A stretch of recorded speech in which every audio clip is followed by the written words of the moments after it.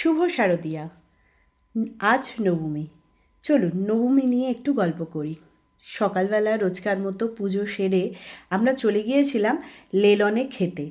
কারণ এই সারাটা পুজো কিন্তু আমরা একটু টুকটাক বাইরেই খাই, যেহেতু 365 দিন রান্নাবান্না করি, তাই এই সময়টা একটু পুজোতে বাইরে খেতেই ভালো লাগে। যদিও বা সেই খাবারের কোয়ালিটি থাকে না, তাও মনে হয় চলো ঠিক আছে ভালোই।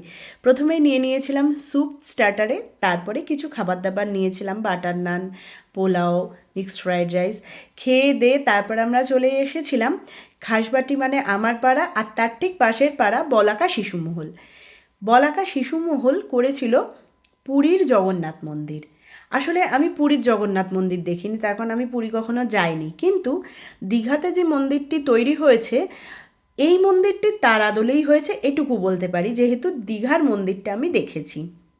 সত্যি বেশ ভালো করেছে প্যান্ডেলটা, ভালো, ভেতরে গিয়ে ভীষণ ভালো লাগছিল, মনটা বেশ ভরে গেল যে হ্যাঁ, যেমনটি ঠিক দীঘায় দেখে এসেছি তেমনটিই, শুধু একটু আকৃতিতে ছোট, বাকিটা সবটাই সমান। মা দুর্গাকেও খুব সুন্দর করেছিল।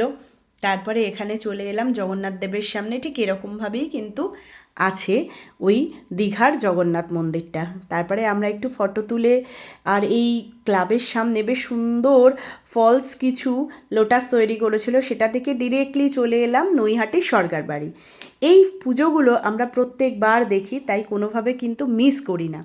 আর এই সরকার বাড়ি, জমিদার বাড়ি দেখলে বেশ ভালো লাগে, ভেতরটা মনটা খুশি হয়ে যায়। তারপরে চলে এলাম আমরা এখানে গোয়ালাপাড়া ঘাটের কাছে আর একটা পুজো দেখতে। জানেন তো, গোয়ালাপাড়া ঘাটের কাছে প্যান্ডেল খুব বড় না হলেও এই মায়ের মূর্তিটি কিন্তু প্রত্যেকবার প্রাইজ পায়। কুমোরটুলি থেকে মায়ের মূর্তি নিয়ে আসা হয়, এবারে যদিও কৃষ্ণনগর থেকে আনা হয়েছিল, কিন্তু সত্যি কথা বলতে কি ভীষণ ভীষণ ভালো হয়। এটা হচ্ছে মোস্ট প্রবলি মুখার্জি পাড়া, ওই গোয়ালাপাড়া ঘাটের পাশেই ওই পুজোটা। তারপরে সোজা বাড়ির দিকে চলে এলাম, এসে বাড়ির এখানে একটা পুজো দেখে তারপরে বাড়ি চলে এলাম। আর একটা কথা বলবো, নবমী কিন্তু আমরা এইভাবেই শেষ করলাম।